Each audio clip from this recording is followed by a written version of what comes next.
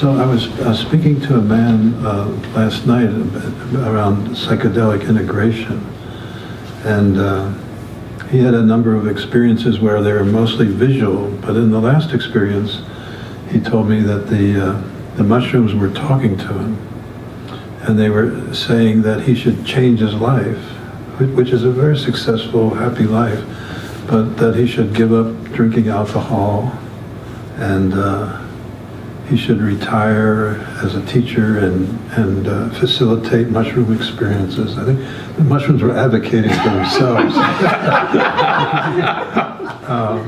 And spend less time on the internet and watching TV.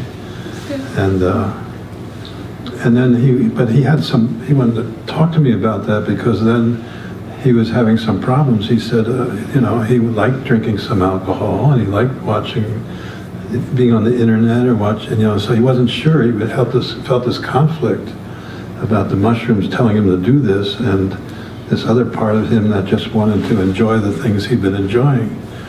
And as we talked about it, he was telling me that he had this puritanical side to him, and then this other side that likes to just enjoy himself. And as we talked, it began being more clear to me that it wasn't the mushrooms talking to him, but it was that part of himself that was more puritanical, and maybe the mushrooms were a good vehicle in that open consciousness for that side to come out that talks to him that way anyway, and that he resists.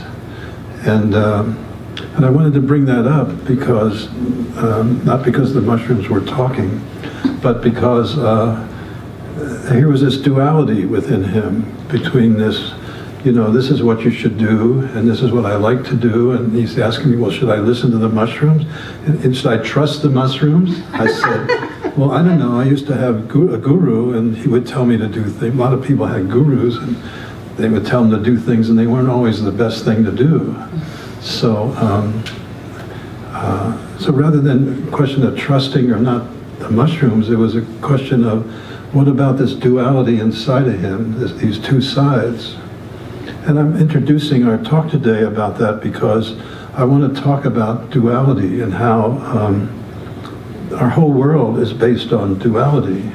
The whole way we live and our normal consciousness is, good and bad, right and wrong. I like this, I don't like this. I don't know if you can escape duality in our ordinary consciousness. And I asked him, is there a place in him that's free of duality? And that tends to be kind of the way I work with mentoring people who on psychedelics or in therapy. Is my feeling is that what really heals us is coming to a place that's inside of us that's free of all these dualities. And as long as we're working in this sphere of good and bad, and I like this, I'm trying to get to this instead of this, we're going to be suffering in various ways. And it's only when we move to another kind of consciousness that's not dualistic that any real healing takes place. Any other healing is just sort of superficial in my mind.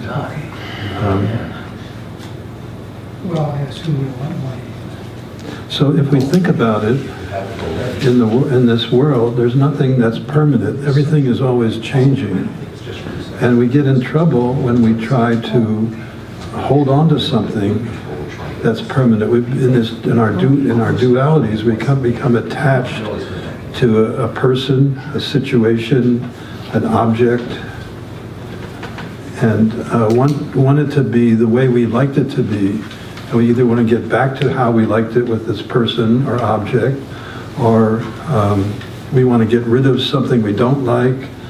And so it's our unwillingness to be with the ever-changing way things are moving and changing all the time that creates unhappiness and suffering for ourselves. And this is a notion common in Buddhism, but I'm not particularly a Buddhist, but recognize how this is, how common, this is really the basis of all our suffering, that we don't allow things to change and be as they are, but are trying to hold on to the way we want it to be, or hold on to an object that's brought us pleasure in a certain way.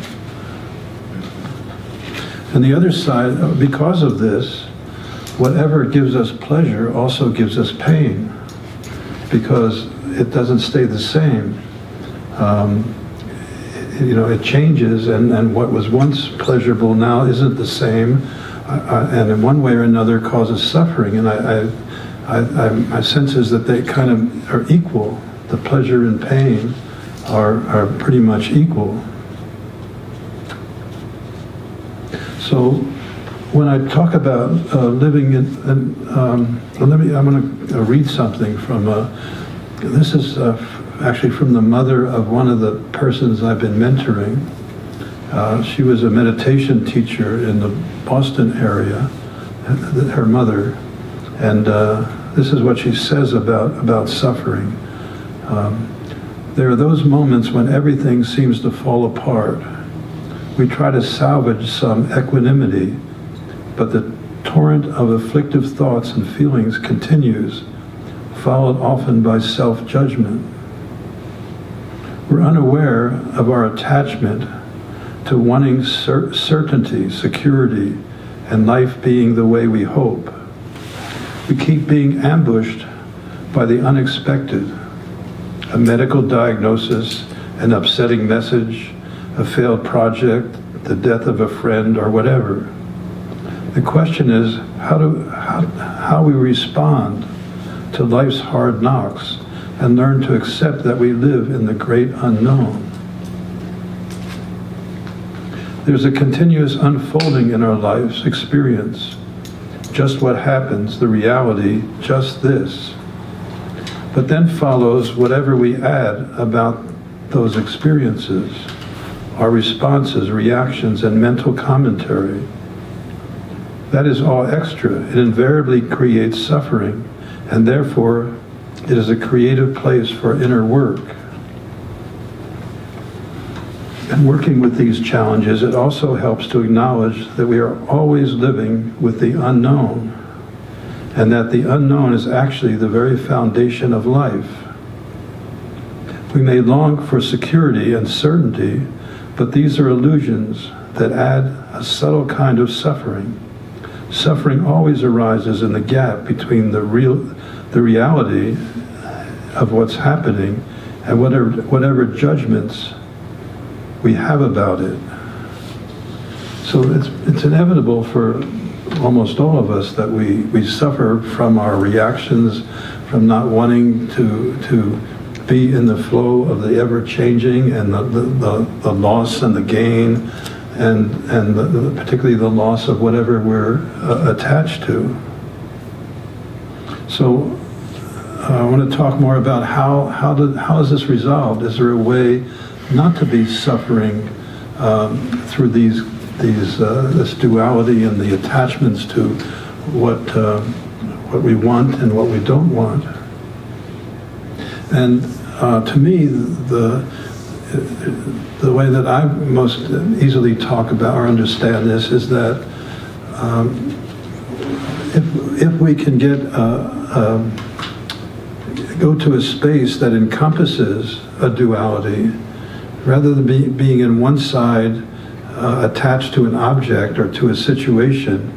I was talking about this man and his duality of the part of him that is sort of more expecting him to be a certain way, and the part of him that just wants to kind of be free and not have these restrictions put upon him. So for that duality, the way to transcend that is to kind of be able to step back and be in an awareness that includes the two sides of a duality. And of course, Taoism is a philosophy that has this approach. I know you've probably seen, I'm sure you've all seen the yin and the yang symbol of this, the duality within this circle. So this is kind of introductory. I want to talk more about the transcending of duality. So somewhere around 1980, before some of you were born, maybe a lot of you, I came across this, the writings of this man named Franklin Merrill Wolff. He's not very well known, and his books were out of print. He lived sometime around 1911. He lived to about 98 years old, and he had been a mathematician. He taught at Harvard, I think at Stanford. He taught philosophy and mathematics, and he studied Vedanta philosophy.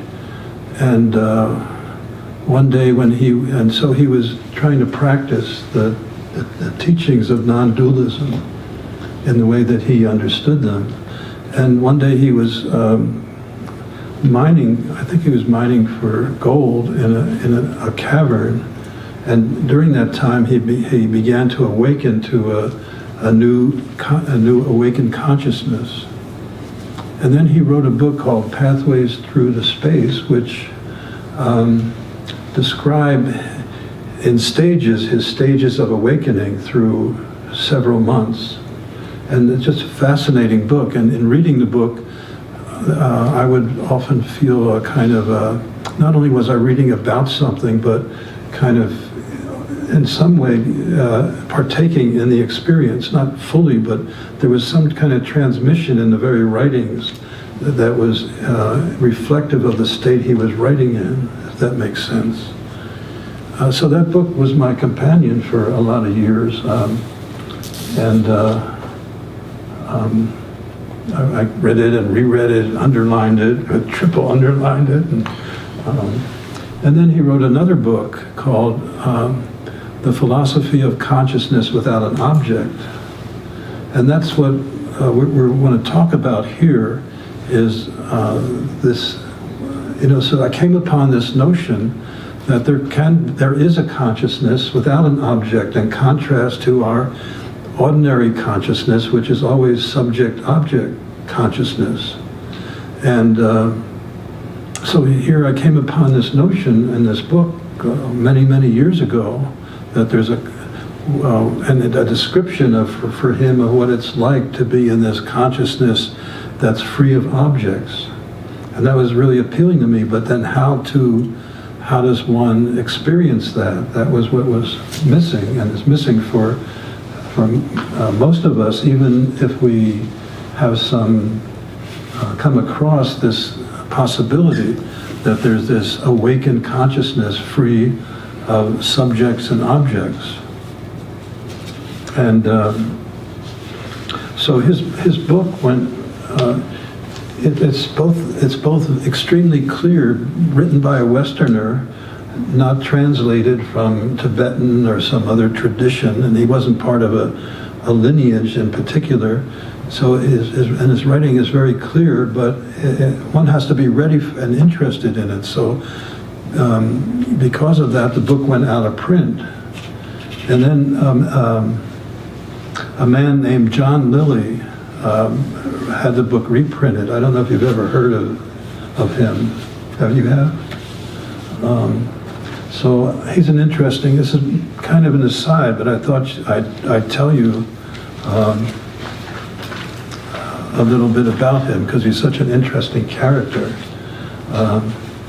He and I had a similar experience in one sense. We both, he was probably 30 years or more older than me, but we both read, when we were teenagers, we read Brave New World by Aldous Huxley. And I wanted to be a physicist until I read that. And the same happened for this John Lilly. He was going to be a physicist. And because it's a dystopian novel that talks about how science is used in this imagined future to control people, somehow that disinterested me in being in science and in physics. I wanted to go to Caltech. I thought I'd be a physicist, and actually Lilly went to Caltech, but he changed his major to biology. Anyway, just a little thing one thing we had in common.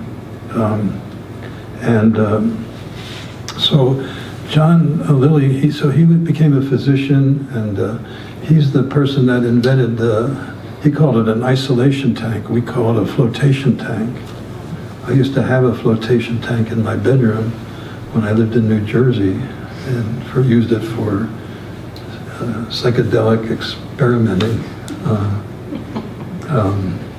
So he's the one that first introduced the flotation tanks, and would take psychedelic while he was floating in these tanks. And then he also began to study human-dolphin communication.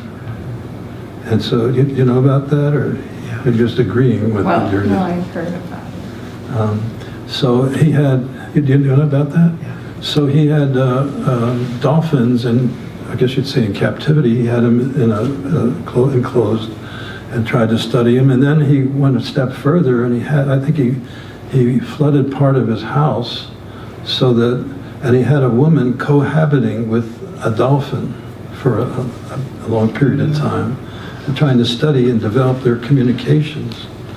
And I'll read you a little bit about, just because it's kind of fascinating in a way.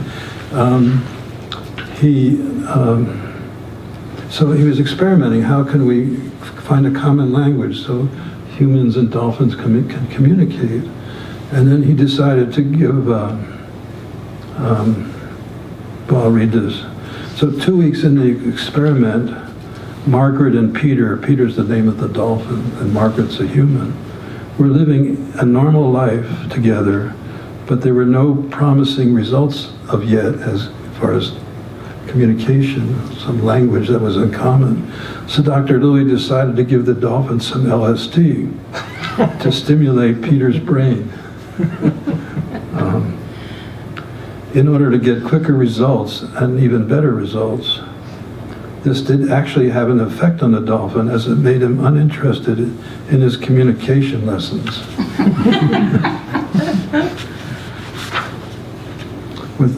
With Margaret, and actually made the dolphin horny, craving for Margaret. This is where the experiment gets very weird and easily mind-boggling. So I don't know if I should read you the rest. I'll let you wonder and look it up. If you Google Lilly's experiments with dolphins and cohabiting, you can read more about this. Is that intriguing? I can see the name of the study on the other side of the paper. You what? I can see the name of the study on the other side of the paper. Oh, yeah, the woman who fell in love with NASA's LSD dose and sexually addicted dolphin. So this is a real story. It sounds like it's fiction or science fiction or something. And then Lilly, he became interested in extraterrestrial communication. I think, is that an interest you have, or? I mean, maybe. Okay. So,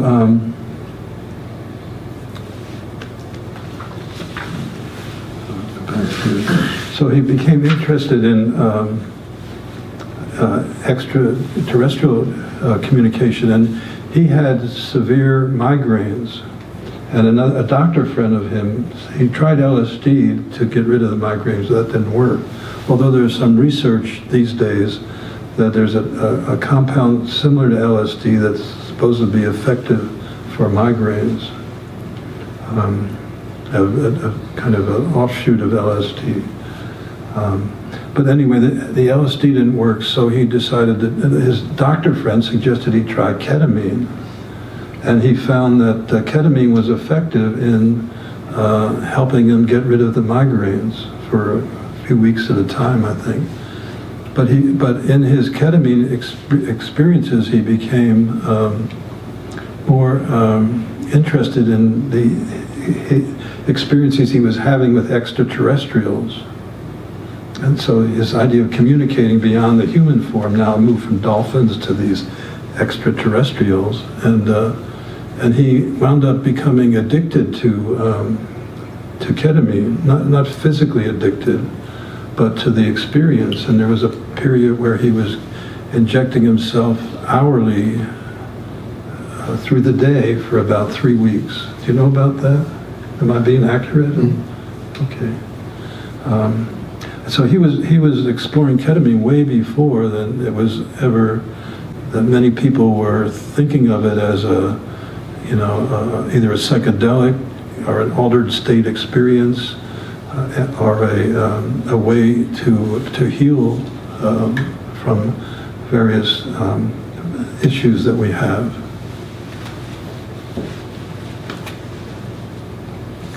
So that was kind of an aside. I thought it was interesting that he had read Franklin Merrill Wolf's books and had them republished, and then they went out of print again, and then I tried to have them republished. I contacted his niece who was living with him. He was in his 90s at the time, middle 90s,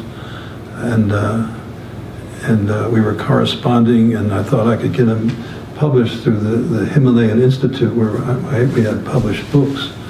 But because I think because my teacher, Swami Rama, kind of wanted to do a preface and make himself important in the book, it didn't happen. And so if any of you are interested, it did finally get republished, his 2 books, by State University of New York Press, SUNY Press, as Experience and Philosophy of Franklin Merrill Wolf.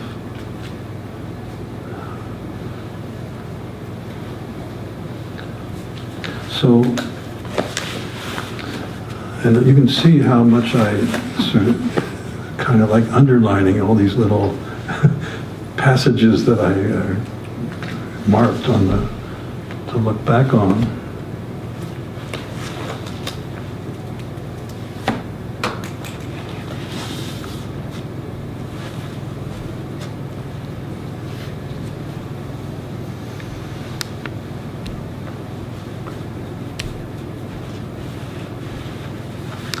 So we've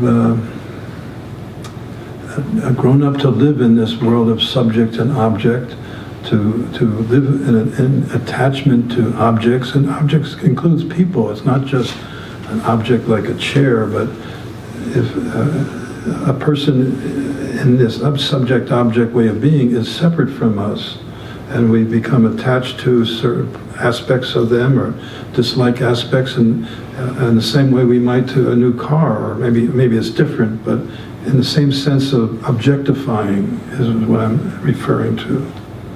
And even what we call the ego, according to Merrill Wolf, is also an object. He calls it a kind of pernicious object. It's an object. It's a creation of ourselves as a something, as a thing that is not a transitory external object that comes and goes, but is we identify with that object through our lives unless we awaken to realize that that's really not who we are. And we talk about objective reality as if there is such a thing. You use that word objective as though that's that's the truth, or the real reality. We think of the objective reality as the truthful. Does that sound okay? Okay.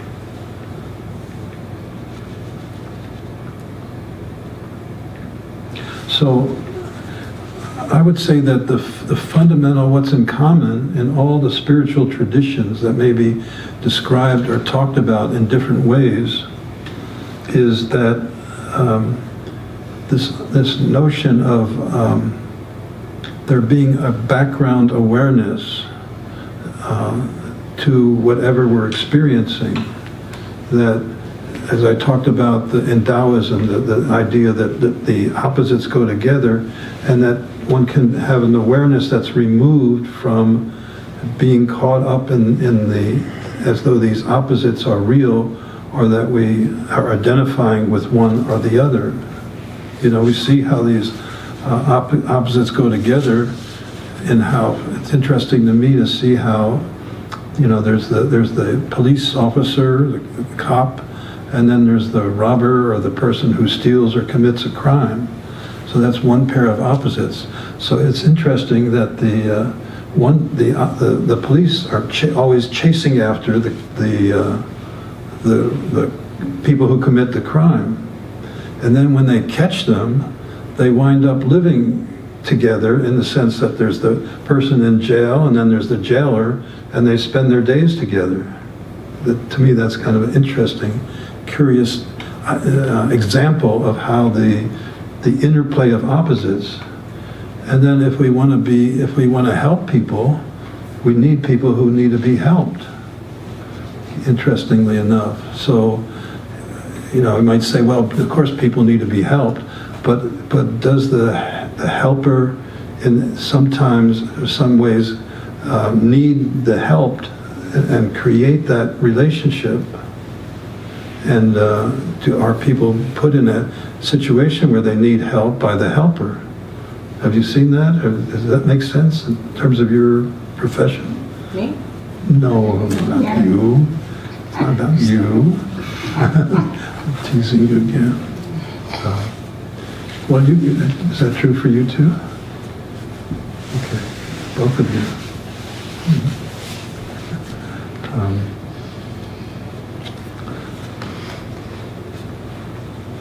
So I'm saying this is a fundamental teaching of all of the spiritual traditions, is that there's an underlying reality that's free of this dualistic way of being, this attachment to objects. And they may differ in how to reach that in some aspects. And actually, relatively few of the teachings sort of guide us in how to reach this non-dual awareness, this consciousness without an object. They talk about it, and I can show you all kinds of places that this is talked about, but very few places that there's a description of how do we open to this consciousness. There are talks about it, but they tend to be more, you know, if you understand this, if you really focus on the fact that who we really are is something beyond this, we identify ourselves to be, then through that contemplation you can arrive at that non-dual awareness. But that happens for very few people. And so most of the spiritual teachings,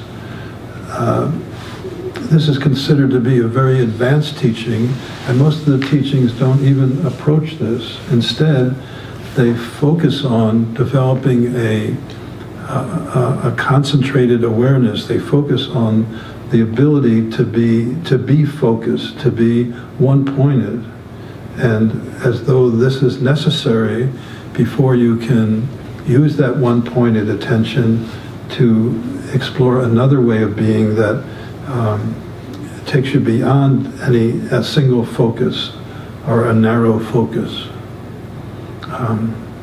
And so there's not much that I've found, and I'm still looking, maybe there's more I don't know about, there's not much teaching in this area of how do we disengage from identifying with this this personal consciousness that we've developed, from identifying ourselves as an object called the ego, or the I that we think we are. There's some things like in Zen, there's a teacher named Adyashanti who does meditation on being with what is, just being open in the moment to whatever is. And there's some teachings of Vipassana meditation may go beyond, may lead one toward this, but the way of talking about mindfulness, to me, the language is really important and can misdirect one just by the words that are used. So to me, the mindfulness, and as it's often described, tends to be about observing what's going on in the mind, or observing what's in the moment, and there tends to be an observer and the observed, which itself is a duality. I think in some Vipassana teachings that they've gone beyond this limitation.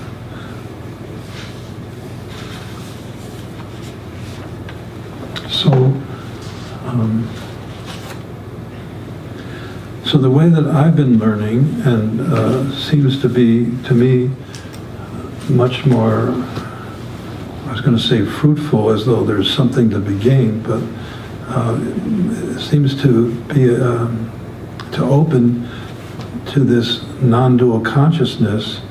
Is not a kind of concentrative meditation, like watching the breath, or doing a mantra, or having an object to focus on, but to having a more open awareness in the moment that's not focused on any object. And this way of exploring is actually so much easier than one might imagine.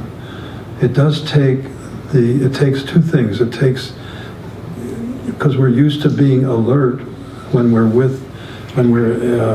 relating to objects and thinking about them and making use of them, or planning and so on. We're used to being alert, but when you turn your attention to the moment, the sensing in the moment, when you don't have an object to focus on, then there can be kind of one tendency to kind of become drowsy, or to not be so alert.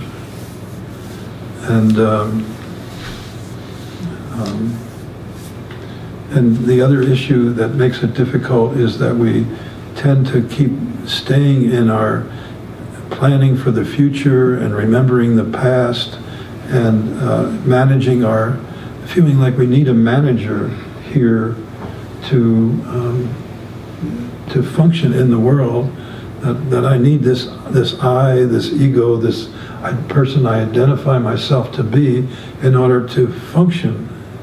Otherwise, what's going to become of me if I'm just gazing at my navel, as the metaphor, the way people talk about people who meditate.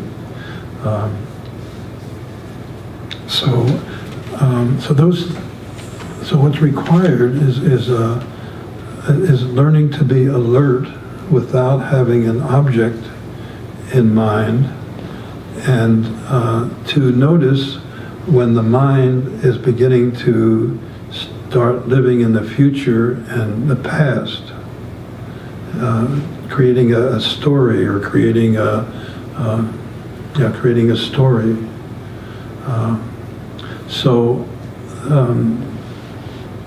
The way that I've learned to do this is to focus on what we're sensing in the moment, and we've done some meditations with that, those of us that have been here. But I want to just see if even before meditating, or I don't even know if to call it meditation. It's just turning attention to the sensing in the moment. You don't even have to think of it as meditation. It's just simply recognizing that we're always sensing. You're hearing me, and you may be hearing my content, and your mind is making associations to what I'm saying, agreeing or not agreeing, or thinking, oh, this is interesting, or this is dull, or all these kinds of reactions.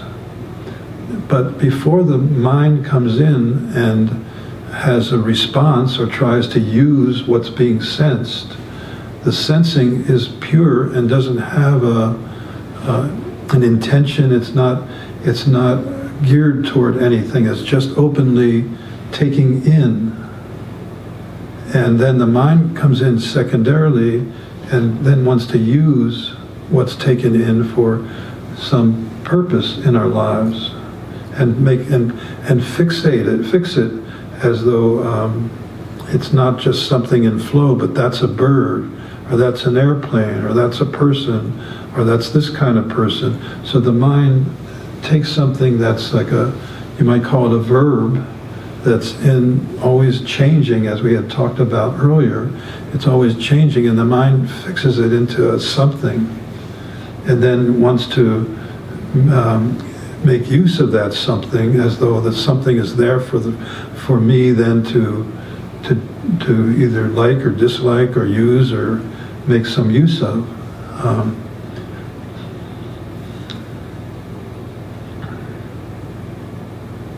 So sensing can be listening, it can be seeing.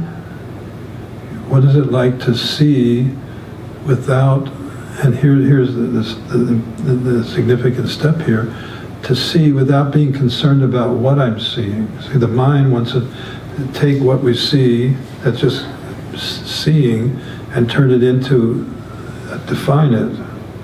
I remember this one guy when I was doing my postdoc. He was a medical resident, and we'd go for a walk. Some of the guys who were studying in the psychiatry department, we'd go for a walk in the woods, and the whole time he was naming everything that this is this, and this is this, and this is this, and this is this. And that was his whole consciousness was focused on that. It was, to me, it was kind of, I mean, yes, we all notice this is that, and this is a robin, or this is, but it was like he was totally focused on just identifying everything. It seemed to me an extreme version of what we all do. So in this process, it's learning to come back to and stay with the sensing prior to the mind then interpreting it as this or that. The same with that person that had I talked about at the beginning, that had this mushroom experience. He was interpreting what the mushrooms were saying, and I was trying to guide him toward, and try to say, even in a psychedelic experience, I used to think that when I first took LSD, I realized that this world we live in is all just a superficial veneer of customs. In one country we eat with forks, in another country we eat with our hands, and wherever we grow up we learn those customs. And then in my first experience, I saw there was a level underneath that was not about customs. It was just the being able to see the clouds in such a way that they're kind of a sense of oneness with the clouds, or experiencing without that veneer of interpretation. And I used to think that that the LSD was showing me reality.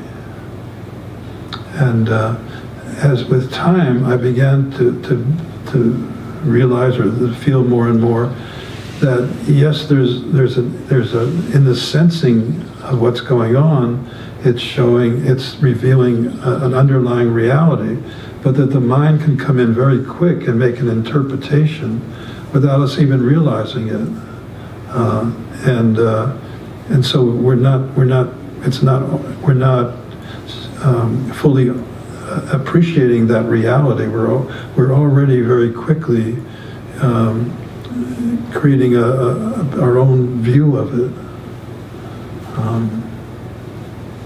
There was a time that Timothy Leary talks about I think it's Leary, he talks about taking LSD, and then there was a dog who was lying there, and it seemed to be breathing heavy, and they thought the dog was gonna die, and they were all concerned about the dog for a long time, or watching this dog, and then it just got up and walked away.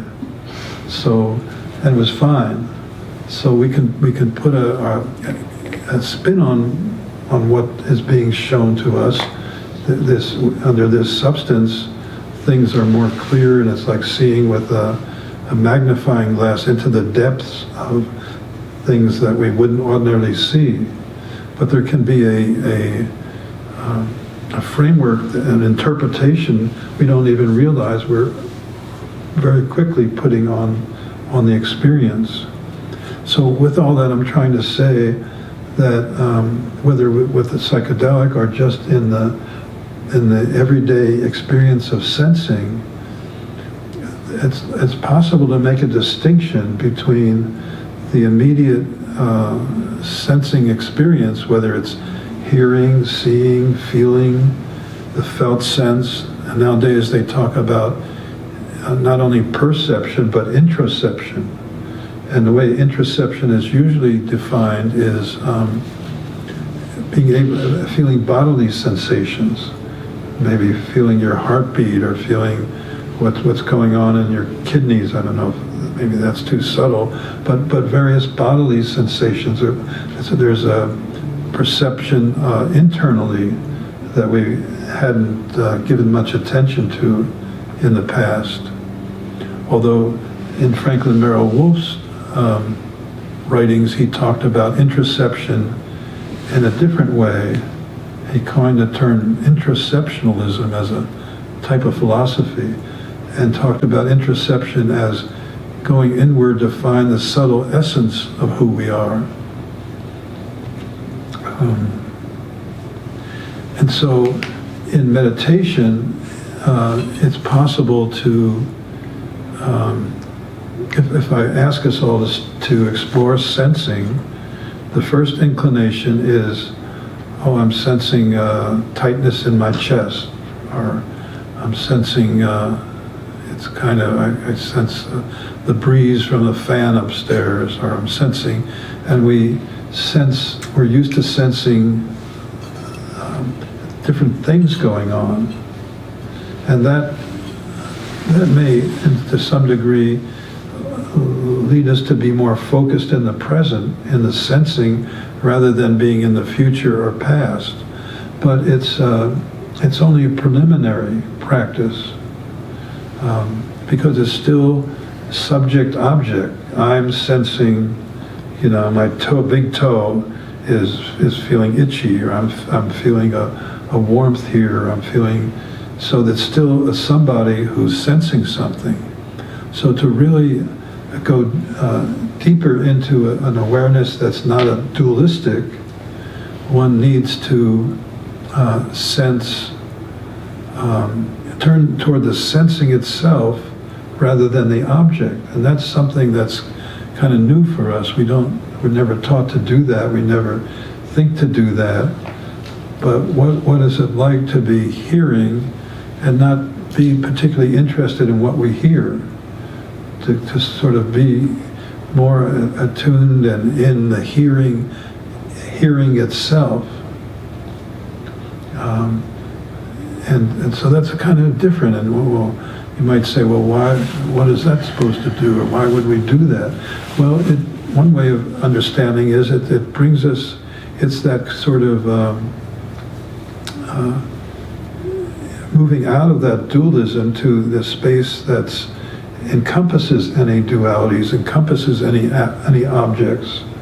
And so when we do that, what we find is that a lot of things, we find kind of a spaciousness opens up. Usually we're focused on something, and that narrows our perception, narrows our thinking. I see some geese flying by, and those are geese, and I hear them honking, and I'm wondering, are they flying north or south? And our attention gets narrowed by making objects the focus. But when we aren't particularly interested in what we're sensing, and we just are aware and kind of feeling what it's like to hear, or feeling what it's like to be in the felt sense, or feeling the vibe in the moment, and then not being attached to then what it is, then even then in a subtle way we can notice, oh, I'm feeling a warmth in my tummy as I'm just relaxing into this sensing without an object. And then even subtle things then become objects. Is that making sense? And then even those, as you let go of that and just being interested in what's hearing like, what's the felt sense like, not what it feels, then a whole new world opens up. One can move beyond the sense of the narrowness of subject and object, and suddenly there's a spaciousness. There can be a wonderful feeling of space without there being a person who's aware of the space, but just being that spaciousness. Or in other times it might be a feeling of peacefulness, or a sense of joy. It might have different qualities, and it's not a something. There's always there's a continual process happening as we deepen into this being aware of the sensing itself. Another aspect that I've discovered recently is that it's a little hard to describe. If you think of, some people say that if you take LSD, it creates it creates connections in the brain, and I don't know if new synapses kind of develop or grow out of that. Well, that's just a metaphor in this sensing. I'm not talking about the brain here, but in this sensing, it's like when you sense into the moment without focusing on an object, it's like the sensing kind of grows new sensing. It's hard to find the right words, but it spreads out into new sensing, and then into new sensing. It's like it compounds itself. It's sort of like having a virus, maybe, only a good virus. I don't know a lot of biology, but that's what I'm imagining. So there's just a natural compounding of a growing openness and a spreading that comes through this. And it's all done without there's no effort in this. It's just sensing, and then the process of this consciousness expanding and just kind of just by staying attentive in the moment, it just kind of expands and develops on its own. And related to that, there's a lot of talk, and we talked some in our last meeting about somatic psychology, and there's a lot of focus these days on trauma. Lots, everybody, not everybody, but a lot of attention is being given to how the way we are in our lives and the way we suffer and have problems in our life is related to traumas that we've had in the past. And so that may be true, but there's so much, it's sort of become a view of who we are and a view of the world. It may be some aspect of who we are, but it's sort of become a real focus, and I think overly focused on that, to the point we think that, if we just become aware of our traumas and have, whether it's through a psychedelic or through therapy, that we can be freed from them and be a healthy human being. And I think my sense is it's overemphasized. And one of the things that happens in this kind of meditation I'm talking about is that the energy, the places that we've been kind of contracted in ourselves. In this sensing awareness, the sensing comes up against a place of maybe like a stuck energy, an energy that's not flowing in this particular area or in this particular way. And I believe that these are it's the energy of these big or small traumas, that the non-dual, the awareness that's not non-judgmental, that's in the moment, is coming up against that. And when it meets that place that's stuck, that place begins to naturally dissolve without us intending for any particular thing to happen. And to me, that's a great value in this way of practicing, or whether it's called meditation, and I'll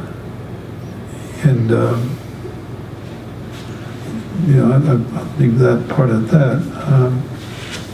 And interesting, I just opened up one of Meryl Wolf's books to see, to think about, maybe something I might quote, and immediately I just happened to turn to this page, just one sentence, that, we talk a lot these days about, those of us that are interested in psychedelics, there's the other thing beside trauma is integration. There's a lot of interest and focus on, well, if I had this psychedelic experience and open up to this sense of oneness, what do I do with that? How do this person I was speaking to at the beginning, I talked about, was trying to integrate, here the mushrooms told me to do this, and I like the way my life is, and do I trust the mushrooms? And that was for him a kind of an attempt at integration in that limited, in that focused way.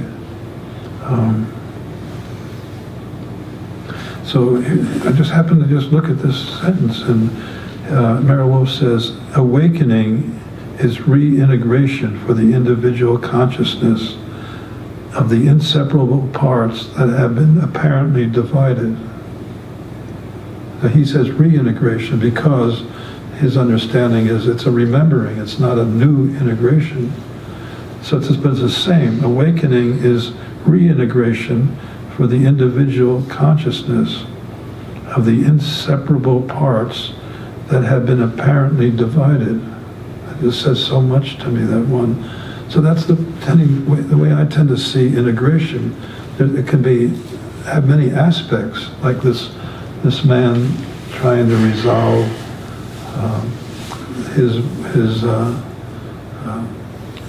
the admonitions of how he should live and what he would prefer to do. So integration can have a lot of aspects, but ultimately it's this the integration of these separate parts are the places where we're stuck in duality, and coming into an awakening of our non-dual awareness. The other integrations are sort of relatively more superficial, but that's the real integration, and that's what I find most valuable in working with people around integration.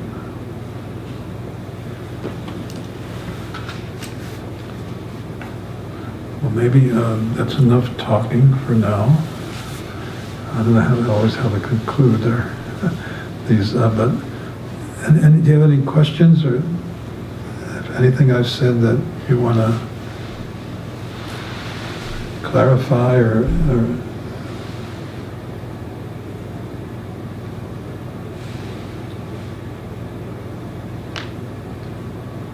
So within that quote, it's almost like putting the pieces of the puzzle back together.